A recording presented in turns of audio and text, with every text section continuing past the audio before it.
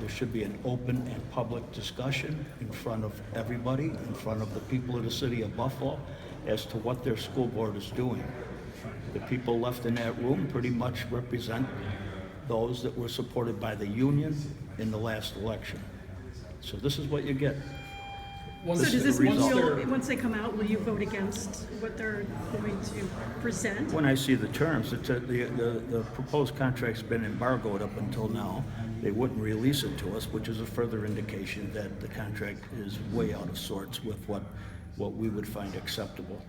Will you be able to get a good idea of the terms when they come out of executive session? I assume that they're going to give us a copy of the terms of this contract at some point. That seems a little strange that they call up the meeting. They could have emailed you something last night or this morning or something.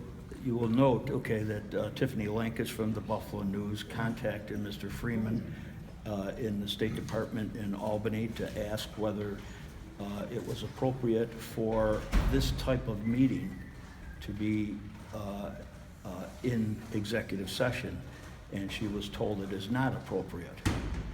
Nevertheless, Mr. Betts came out and said there was a ruling in 2009, a copy of which we don't have in front of us, which contradicted that.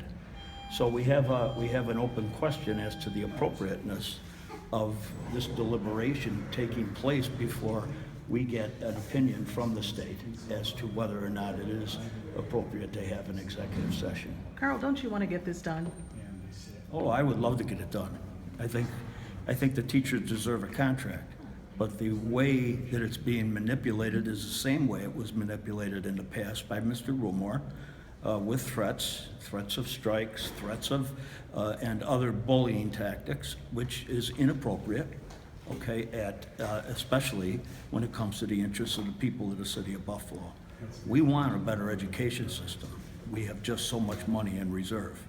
That money in reserve is there to help us do many things, okay, lowering class sizes and do many other things that have to be done to make it right.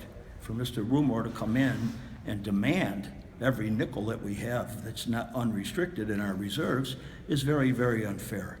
For him to get up and walk out of the room is very, very unfair. For him to threaten, as he has threatened, to strike is very unfair. They don't have a legal right to strike.